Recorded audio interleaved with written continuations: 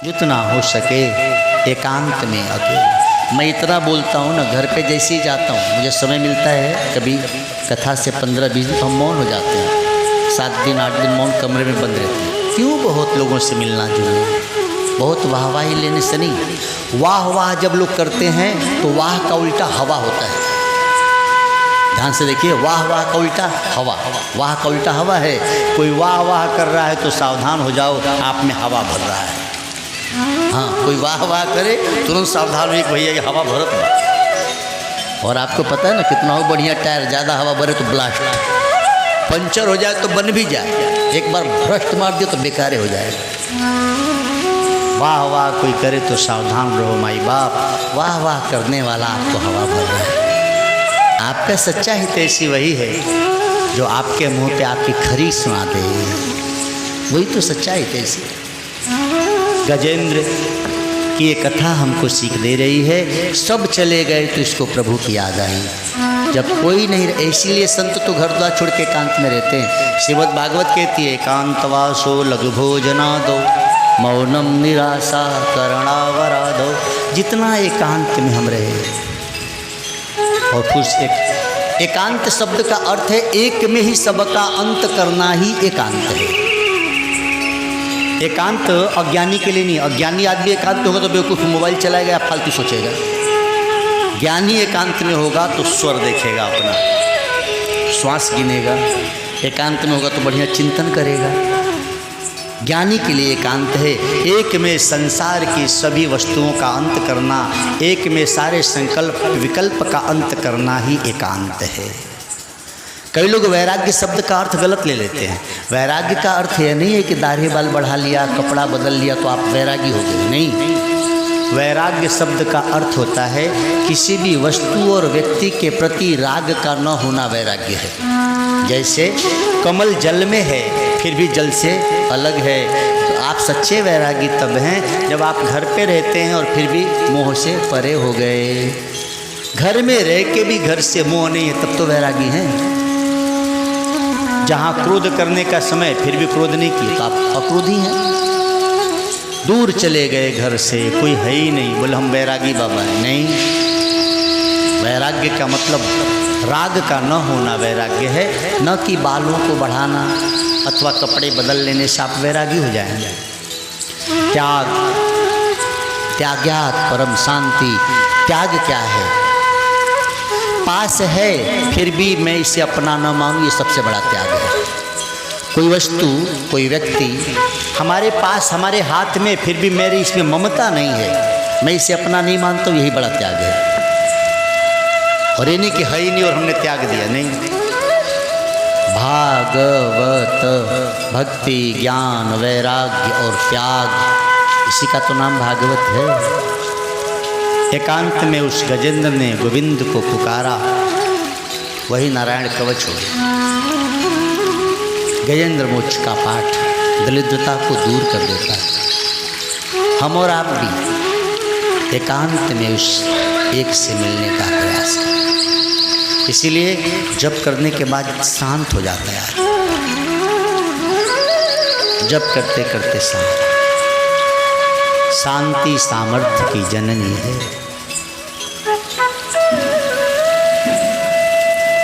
दुनिया से जब विदा हो कोई न साथ देगा।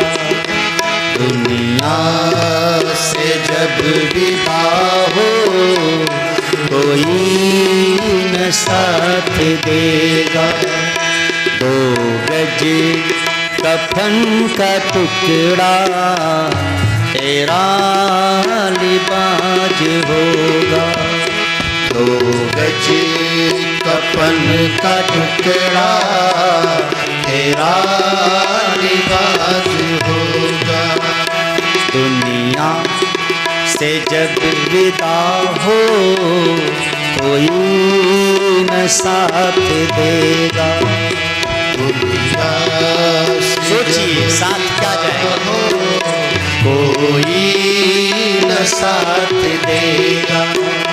2 गज कफन का टुकड़ा तेरा लिबाज होगा। 2 गज कफन का टुकड़ा तेरा लिबाज होगा। रिश्ते जो दिख रहे थे वो साथ तब ना देंगे। रिश्ते जो दिख रहे थे वो साथ तब ना देंगे। जिनके लिए किया सब वो कुछ ना कर सकेंगे।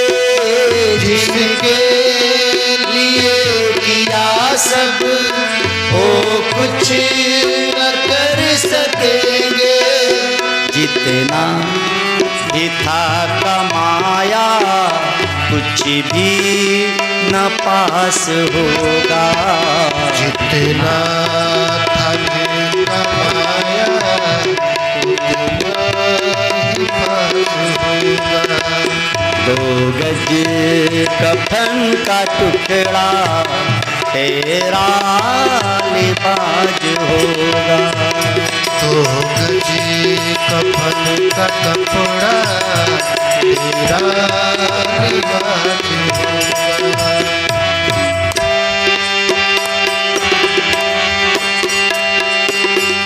जितना भी था कमाया कुछ भी न पास होगा। ऐ कमाने वालों कमा लो हीरा मोती, याद रखना कफन में जेब नहीं होती, जाएगा कुछ भी। जितना भी था कमाया कुछ भी न पास होगा। जितना भी था कमाया कुछ भी न पास होगा। झूठे थे सब नजारे जो मन में थे बसाए। झूठे थे सब नजारे जो मन में थे बसाए। टूटेंगे सारे सपने जो हमने थे सजाए। झूठे थे सारे सपने जो हमने थे सजाए। पूछड़े किया था जिसका वो जल के राख होगा। पूछड़े किया था जिसका वो जल के राख होगा। 2 गज कफन का टुकड़ा तेरा लिबाज होगा। 2 गज कफन का कपड़ा जिस शरीर को खिला पिला के बड़ा किया, दुनिया से जब विदा हो कोई न साथ देगा। दुनिया हो कोई न साथ। जिस दिल पे ना था काबू जिसके गुलाम हम थे। जिस दिल पे ना था काबू उस दिल गुलाम हम थे। छोटी न थी लुलुपता होते न अरमा कम थे। छुटती न थी लुलुपता होते न अरमा कम थे। मन मानी जितनी की थी सबका हिसाब होगा। मन मानी जितनी की थी सबका हिसाब होगा। 2 गज कफन का टुकड़ा तेरा लिबाज होगा। 2 गज कफन का टुकड़ा तेरा लिबाज होगा। ओम नमो भगवते वासुदेवाय। मनमानी ही हानि का कारण है। मैंने सुना है संतों से, आपके हमारे जीवन से मनमानी हटा दीजिए कृपानाथ, हानि अपने आप रुक जाएगी। जब भी यदि हानि होती है पक्का जानिए कहीं न कहीं हमसे मनमानी हुई है। मनमानी जितनी की थी सबका हिसाब होगा, इसलिए सावधान रहिए।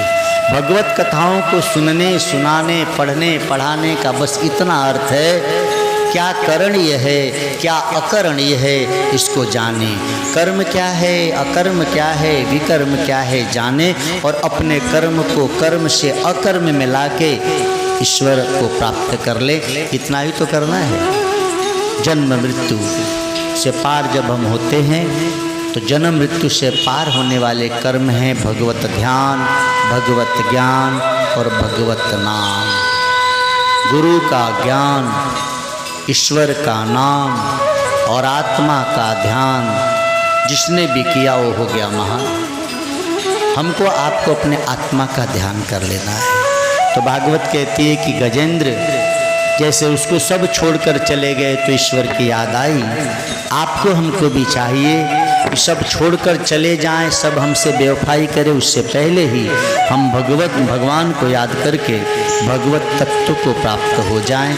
यही भागवत जी का कहना है। ओम नमो भगवते वासुदेवाय। श्रीमद् भागवत में समुद्र मंथन की कथा आती है। फिर से निवेदन करूं, संसार सागर है, इसको ज्ञान की मथनी से जब मथेंगे, ज्ञान की मथनी हो, वैराग्य और त्याग की रस्सी हो और इसको मथें तो क्या होगा देखें, ध्यान से समझें। समुद्र मंथन देव और देवता, दैत्य और देव मिलके किए, अर्थात आपके अंदर अच्छाई और बुराई दोनों है, ठीक है। मन को मथना है। मन को जब मथते हैं तो मन में सबसे पहले बुराई निकलती है। सबका अनुभव है, जब आप जप ध्यान करने बैठते हैं तो पहले मन में बुरे बुरे विचार आते हैं। आप फिल्म देखिए तो मन में बुरे विचार नहीं आएंगे, लेकिन कथा सुनिए तो पता ना क्या क्या विचार आएगा। कारण क्या है? मन में विचार आ नहीं रहा है भाई साहब। जो मन में बुरे विचार थे वो निकल के जा रहे हैं, इसलिए आपको दिख रहे हैं। मेरे कई शिष्य हैं ना, जब कहते हैं कि महाराज जब मंत्र जपते तो और विचार बुरे आते हैं, आ नहीं रहे, वो जा रहे हैं इसलिए दिख रहे हैं। जैसे लकड़ी को जलाइए तो लकड़ी को जब जलाते हैं तो लकड़ी में आग और नमी, पानी दोनों छुपा है, तो पहले क्या निकलता है? धुआं। धुआं निकल रहा है इसलिए तो दिख रहा है। अच्छा, धुआं निकल जाता तो लकड़ी जलने लगती है। गीली लकड़ी होती तो हम लोग कहते हैं कि अबे लकड़ियाँ ना सूख जाई तो जली, धुआं निकलत बा। यानी ये मन में भी संसार रूपी जो दुर्गुण है, इसको मथते हैं तो पहले दुर्गुण निकलता है। समुद्र मंथन की कथा बड़ी समझने की है। समुद्र मंथन अर्थात हम अपने मन का मंथन करें, और मन का मंथन करोगे तो पहले बुराई निकलेगी। लेकिन ये मन है सह मनुष्याराम कारणम बंधन मोक्षेत। मन ही बंधन का भी कारण है और मन ही मुक्ति का भी कारण है। इसी समुद्र मंथन से विष भी निकला था और इसी समुद्र मंथन से अमृत भी निकला। तो जब मन में बुराई आए तो विष को कौन पिया था? शिव जी। यानी मन में जब बुराई आए तो शिव जी के जैसे बन जाओ, साधना में लग जाओ। ध्यान देंगे, मन में वासना आए तो शिव जी के जैसे बनिए। काम को जलाया किसने था? शिव जी ने। मन में सबसे बड़ी बुराई क्या है? काम, विकार, है ना, अस्तेय आदि जो भी है, चोरी आदि। तो विष को किसने पिया? शिव जी ने। यानी मन में जब बुरे विचार आए तो शिव जी के जैसे समाधि लगाना सीखिए। शिव जी के जैसे संयमी बनना सीखिए। शिव जी कहाँ रहते हैं? कैलाश पे। शब्द देखें, शिव जी का श्री विग्रह। यजुर्वेद की बात थोड़ी सी मैं आपको समझा दूं। शिव जी, वेद कहता है, यजुर्वेद का कहना है, शिव जी कहाँ रहते हैं? कैलाश पर। अर्थात ज्ञानी भी ज्ञान के शिखर पे रहता है। आपको हमको क्या रहना है? ज्ञान के शिखर पे। संसार में रहिए, सच में कैलाश पे मत चले जाइएगा भाई, समझने के लिए बात। अच्छा, भगवान शिव कैलाश पे रहते हैं। अब शिव जी के हाथ में देखें क्या है? त्रिशूल। 3 शूल, किसी का तो नाम त्रिशूल है।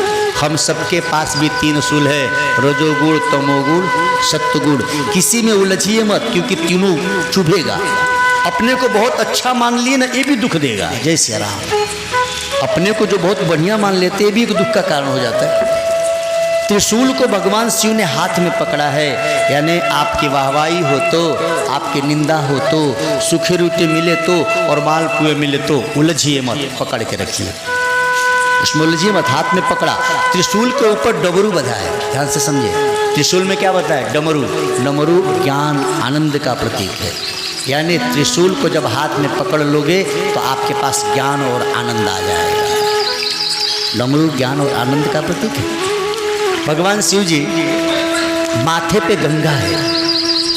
अच्छा विचार करें, सच में शिव जी के माथे पे गंगा यदि है और वो गिरते रहती है, जो चित्र में आपने देखा है, तो शिव जी ब्याह करने मंडप पे कैसे गए थे? बाढ़ नहीं आ जाती?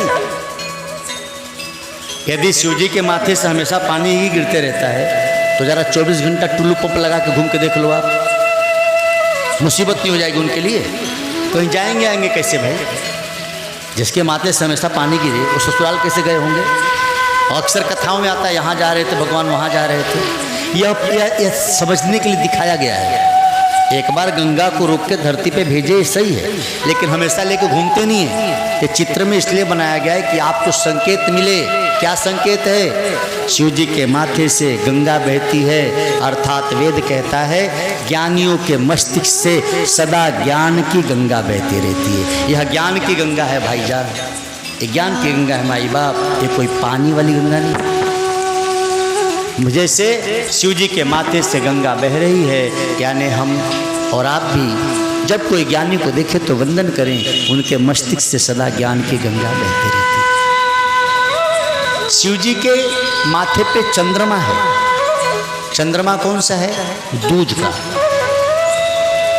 चंद्रमा रखना ही था भोलेनाथ को, तो पूर्णमासी का रखे होते, लाइटें नहीं जलानी पड़ती। दूज के चांद में तो बिल्कुल प्रकाश नहीं होता है, लेकिन शिव जी संकेत कर रहे हैं। चंद्रशेखर उनको कहा गया, शिव जी ने माथे पे दूजी का चांद क्यों रखा? शिव जी पूरी दुनिया को संकेत कर रहे हैं कि आप कितना हो बड़े क्यों न हो जाओ, देवाधिदेव महादेव हो जाओ, तो भी क्या, आपसे बिल्कुल छोटा से छोटा बच्चा हो, किसी जाति किसी देश का हो, लेकिन उसमें ज्ञान का थोड़ा सा भी प्रकाश दिखे तो आपको अपने बड़प्पन छोड़ के उसे माथे पे स्वीकार कर लेना चाहिए।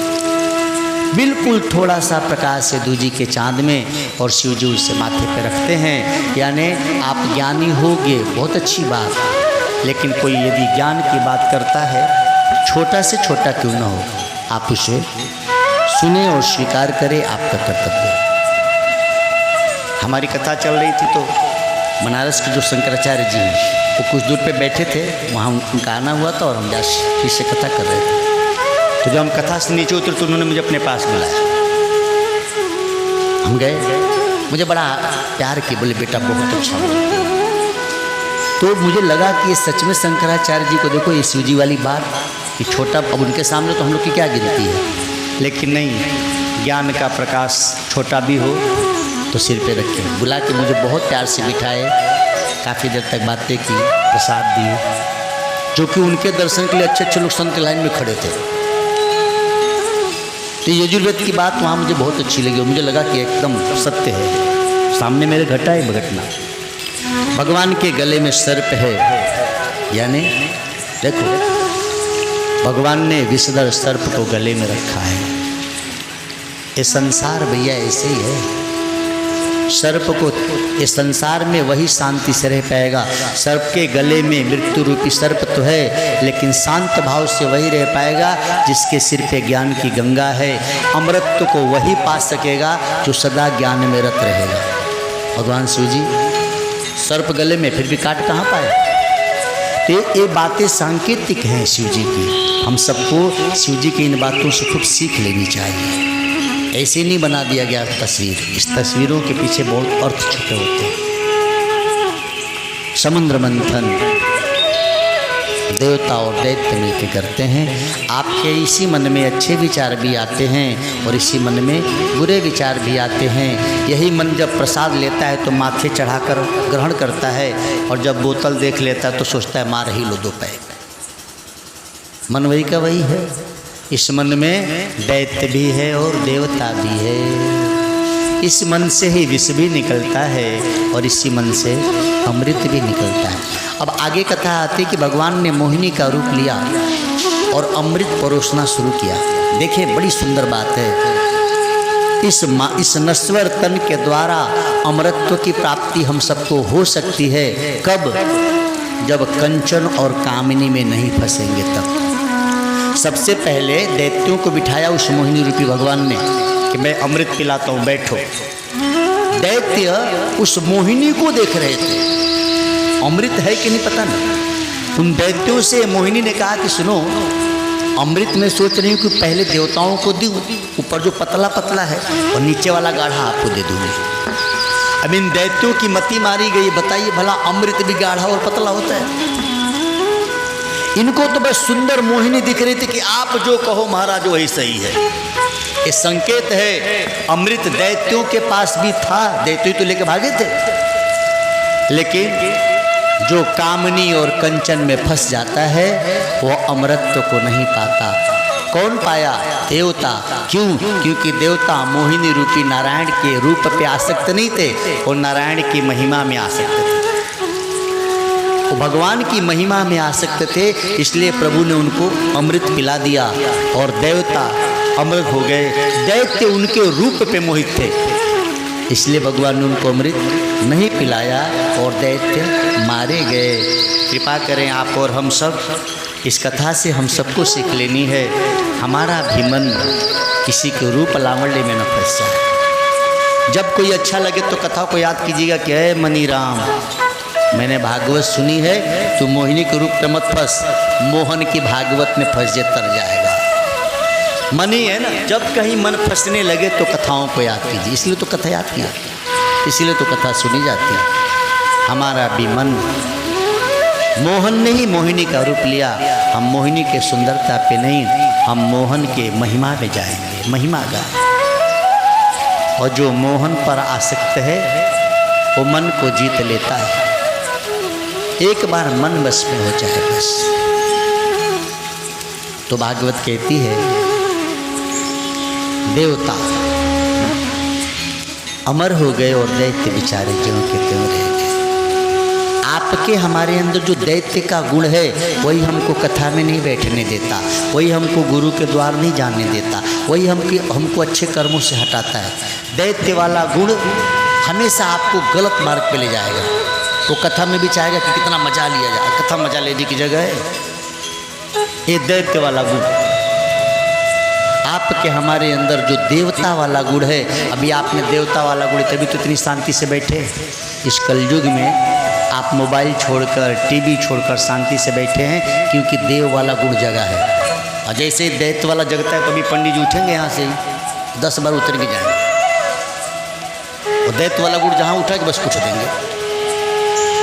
तुलसी पूर्व के पाप से हरि चर्चा न सुहाए, जैसे ज्वर की जोर से भूख विदा हो जाए, बुखार आ जाए तो भूख नहीं लगती, ऐसे ही पाप बढ़ जाए तो कथा अच्छी नहीं लगती। फिर आपको कथा में भी मजा ढूंढने का दिल करता है। कृपानाथ, बहुत जन्मों में हमने मजा लिया।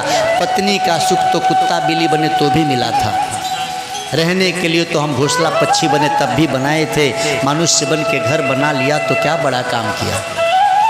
जहाँ में उसने बड़ी बात कर ली जिसने प्रभु से मुलाकात कर ली। इसीलिए कृपा करें हम ईश्वर से मिलने की व्यवस्था करें, और ईश्वर से मिलने के लिए मानव की सफलता है प्रभु प्रेम को पाने में, मानव की सफलता है प्रभु प्रेम को पाने में, मानव की सफलता है प्रभु प्रेम को पाने में। ये प्रेम सुलभ होता सत्संग से आने में, ये प्रेम सुलभ होता सत्संग से आने में, मानव की सफलता है प्रभु प्रेम को पाने में, मानव की सफलता है प्रभु प्रेम को पाने में, मानव की सफलता है प्रभु प्रेम को पाने में, मानव की सफलता हो प्रभु प्रेम को पाने में। ये प्रेम सुलभ होता सत्संग से आने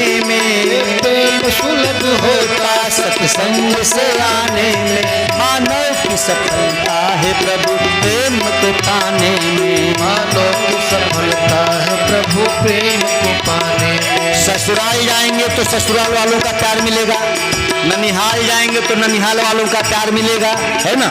लेकिन कथा में आएंगे तो भगवान का प्यार मिल जाएगा। ये प्यार ये प्रेम सुलभ होता सत्संग से आने में, ये प्रेम सुलभ होता सत्संग से आने में। मानव की सफलता है प्रभु प्रेम को पाने में। मानव की सफलता हो प्रभु प्रेम के पाने में। भजन का शब्द देखें, भगवान से मिलने में न देर न दूरी है, भगवान से मिलने में न देर न दूरी है। भगवान से मिलने में न देर न दूरी है, भगवान से मिलने में न देर न दूरी है। तेरी है मोह ममता अभिमान हटाने में, तेरी है मोह ममता अभिमान हटाने में। मानव की सफलता है प्रभु प्रेम को पाने में, मानव की सफलता है प्रभु प्रेम को पाने में। वेद कहता है न दूरे न दुर्लभ है, भगवान न दूर है न दुर्लभ है। भगवान से मिलने में न देर न दूरी है, भगवान से मिलने में न देर न दूरी है। आप विचार करें, आप जहाँ बैठे हैं इस धरती के नीचे पानी है कि नहीं, है ना। अभी मिस्त्री बुलाइए, बोरिंग करे तो निकलेगा। आप सब जहाँ बैठे इस धरती के नीचे पानी है, लेकिन पानी और आपके बीच में दूर क्या है? मिट्टी है, कंकड़ है, पत्थर है, बालू है। मिट्टी कंकड़ पत्थर बालू हटाइए तो पानी प्रकट हो जाता है। ऐसे ही काम क्रोध लोभ अभिमान हटाइए तो भगवान प्रकट हो जाता है। भगवान से मिलने में न देर न दूरी है, भगवान से मिलने में न देर न दूरी है। तेरी है मोह ममता अभिमान हटाने में, तेरी है मोह ममता अभिमान हटाने में। मानव की सफलता है प्रभु प्रेम को पाने में। मानव तो अपना प्रभु प्रेम को पाने में। ये तन तो साधना का है धाम मिला सबको, खूब सुंदर बात है। ये तन साधना का धाम है, इस साधना के धाम से जो साधन करता है वह साध्य को प्राप्त कर लेता है। ये तन तो साधना का है धाम मिला सबको, ये तन तो साधना का है धाम मिला सबको। तेरी न हो अब साधन को शुद्ध बनाने में, तेरी न हो साधन को शुद्ध बनाने में। माताएं ध्यान देना, शादी ब्याह आता है ना माइयों के घर पे, तो सोने के गहने को भी साफ करवा लेती, जरा चमकेगा, है सोने का। साफ क्यों करवाए कि ब्याह शादी है, लोग देखने आ रहे हैं। अपने हृदय को भी स्वच्छ और सुंदर बना लीजिए, क्योंकि वह देखने वाले हैं।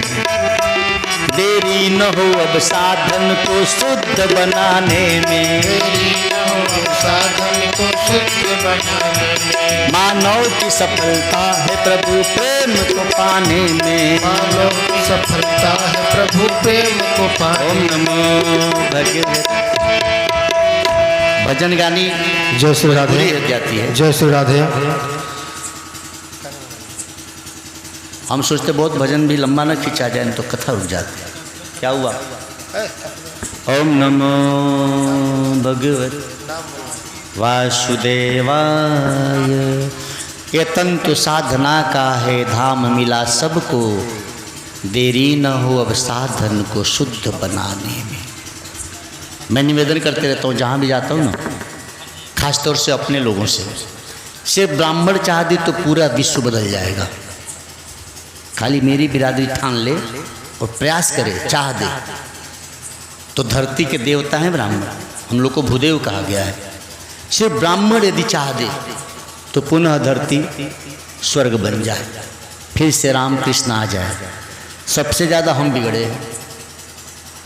जैसे ड्राइवर दारू पी के गाड़ी चलाए तो सबका मरना पक्का है, वो मरे न मरे हो सकता है बच जाए, बाकी लोग तो मरी जाए। हाल हम लोग का, हम मुखिया है ना, इस समाज का मुखिया है ब्राह्मण। हम बिगड़े हैं तो सब बिगड़ा है। अच्छा देखिए, और कोई ब्राह्मण को तो क्षमा करेगा भाई, हाँ मेरी बिरादरी, ये मेरे मन में आया इसलिए कह रहा हूँ। ब्राह्मण के आज भी गुण देखिए, ब्राह्मण जिस चीज़ को छू देता है वो महंगी हो जाती है।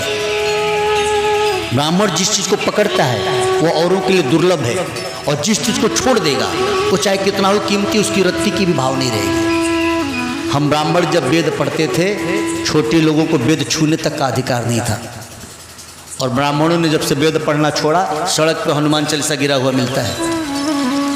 ब्राह्मण जिस चीज़ को छोड़ देता है उसकी कीमत खत्म, और जिस चीज़ को छू लेता है उसकी कीमत बढ़ जाती है। पहले ब्राह्मण मांस नहीं खाते थे, दारू नहीं पीते थे, तो गरीब लोग वही खा के रह जाते थे। जब से ब्राह्मणों ने मांस खाना शुरू किया, इतना महंगा हो गया गरीब आदमी खा ही नहीं सकता, वो शाकाहारी हो गए। जिसको हाथ लगा देगा वो महंगा हो जाएगा, पक्का जाने। आप देख लीजिए समाज में, मुझे याद है हम बचपन में, हमारे कई मित्र हैं छोटी जाति के, लेकिन मैं सबको मानता हूँ, तो उनके घर मछली बनती थी, लेकिन वो शाकाहारी हो गए हैं बेचारे, मजबूरी है, इतना महंगा हो गया। मेरी बिरादरी खाली पुनः आ जाए अपनी पहले वाली जगह पे ना, हम फिर से भागवत गीता आदि को पकड़ लें, बहुत बदलाव आएगा। और बदल रहा है देश, काफ़ी लोगों ने पकड़ा है। हाँ इसमें कुछ गड़बड़ भी है तो चलेगा, निवेदन है। रामचरितमानस में वशिष्ठ जी महाराज का देव जीवन देखें, श्रीमद् भागवत में महर्षि व्यास जी का जीवन देखें, क्या उच्च कोटि के ब्राह्मण हैं। अच्छा देखिए, दोनों ग्रंथ में ब्राह्मण महान भी और गड़बड़ भी है। रामचरितमानस में वशिष्ठ जी, आगे रावण जी भी ब्राह्मण थे, जय श्री राम। और यहाँ देखिए कहाँ महर्षि व्यास ब्राह्मण है तो अजामिल भी ब्राह्मण थे। ऊंचे कुल में जन्म लेने से कोई बड़ा नहीं होता, इसीलिए इन ग्रंथों को लिखा गया। हमारे कर्म ऊंचे हों, विचार ऊंचे हों। भागवत के 9वें स्कंद में 24 अध्याय 965 श्लोक, पूरा 9वां स्कंद का मूल क्या है? रामचरित सुने बिना कृष्ण का चरित्र समझ में ही नहीं आएगा, इसीलिए रामचरित का वर्णन किया सुखदेव जी ने। वास्तव में राम का जीवन देखें, श्रीमद् भागवत के लिए महर्षि व्यास से पूछा गया कि जो आपने इतना बड़ा पुराण लिखा, 2 खंडों में है, 18,000 श्लोक, 335 अध्याय, 12 स्कंद, तो महाराज इसका पूरा निचोड़ क्या है? 4 श्लोक ही थे भागवत में, भगवान नारायण ने 4 श्लोक कहा, 4 श्लोक सनकादिकों को मिला, सनकादियों ने सुनाया नारद जी को, और वही 4 श्लोक नारद जी ने जब व्यास जी को सुनाया तो महर्षि व्यास ने उसको 18,000 बना दिया।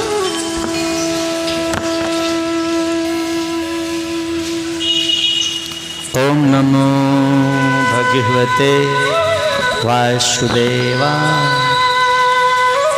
यहाँ जब व्यास जी से पूछा गया कि आपने इतना विस्तार कर दिया भागवत का, इसका मूल क्या है? ध्यान से समझें, 4 श्लोक से भागवत शुरू हुई, और व्यास जी कहते हैं कि पूरी भागवत को निचोड़ेंगे तो मात्र 4 बातें। पूरी श्रीमद् भागवत का निचोड़ मात्र 4 सद्गुण। कौन कौन सा? समता, नम्रता, प्रसन्नता और उदारता।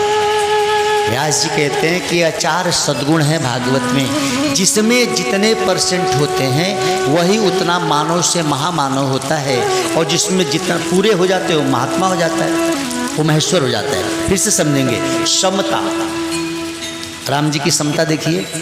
राम जी कहते हैं अंगद से, काजू हमार तासु हित होई, रिपुसन करहि बत कही सोई। अब ऐसा कोई मिलेगा आपको कि वकील से कहे कि साहब फीस तो हम दे रहे हैं, केस ऐसा ही लड़िएगा कि उसका भी भला हो जाए। राम जी की पत्नी लेकर गया है रावण, और अंगद जब जा रहे हैं तो कह रहे हैं रावण से वैसी बात कीजिएगा तो उसका भी भला हो। काजू हमार तासु हित हो। राम जी की समता है, राम जी की समता ही है कि सागर को वह 3 दिन तक निहोरा करते हैं। तो समता, नम्रता, भगवान राम की नम्रता देखें, राम जी सुमंत को वंदन करते हैं। लखन भैया क्रोध कर रहे हैं और राम जी केवट का निहोरा करते हैं, ये राम जी की समता ही तो है। तो समता, नम्रता, उदारता। कितने उदार हैं भगवान कृष्ण। सब कुछ देने जा रहे थे यदि रुक्मिणी रोकी न होती। आपके जीवन में होना चाहिए भागवत का पूरा मूल समता, नम्रता, उदारता और प्रसन्नता।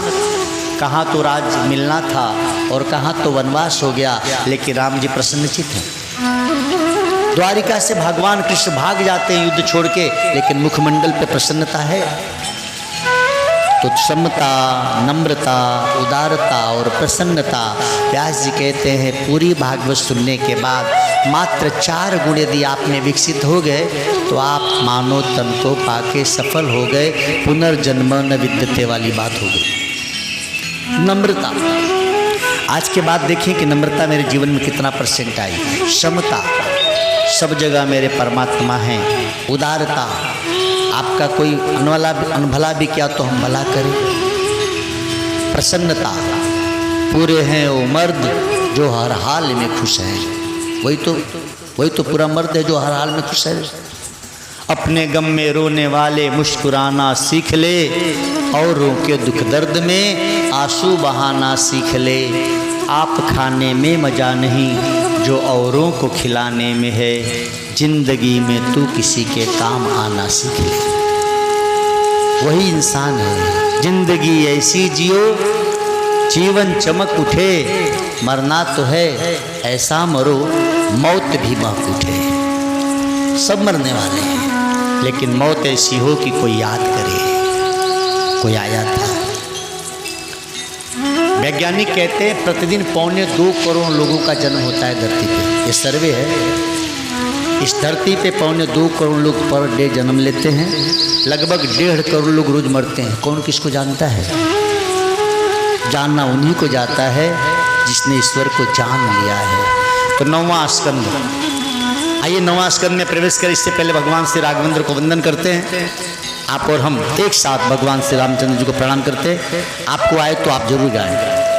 श्री रामचंद्र कृपाल भजु मन हरण भव भय दारुणम नव कंज लोचन कंज मुख कर कंज पद कंदारुणम कंदर्प अगिड़ित अमित छवि नव नील नीरद सुंदरम पट्ट पीत मानहु तड़ित रुचि सुच नौमि जनक सुतावरम भजु दीन बंधु दिने से दानव दैत्य वंश निकंदनम रघुनंद आनंद कंद कौशल चंद दशरथ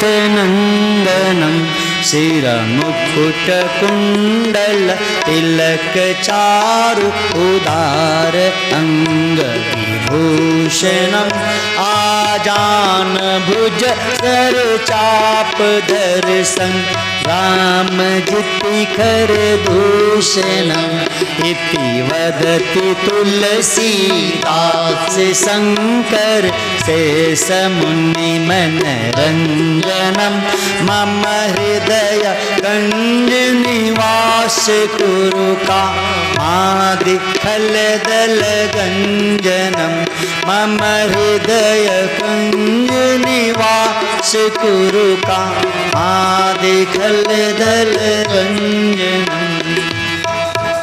भगवान सुखदेव जी महाराज परीक्षित से कहते हैं कि पुत्र राम कथा, भगवान श्री राम जैसा कोई पुत्र नहीं हुआ, भरत जैसा कोई भाई नहीं हुआ, हनुमान जैसा कोई सेवक नहीं है, सीता जैसी पत्नी मिलना दुर्लभ। सबका त्याग देखें। जल्दी जल्दी मैं आपको पूरी राम कथा सुनाऊं।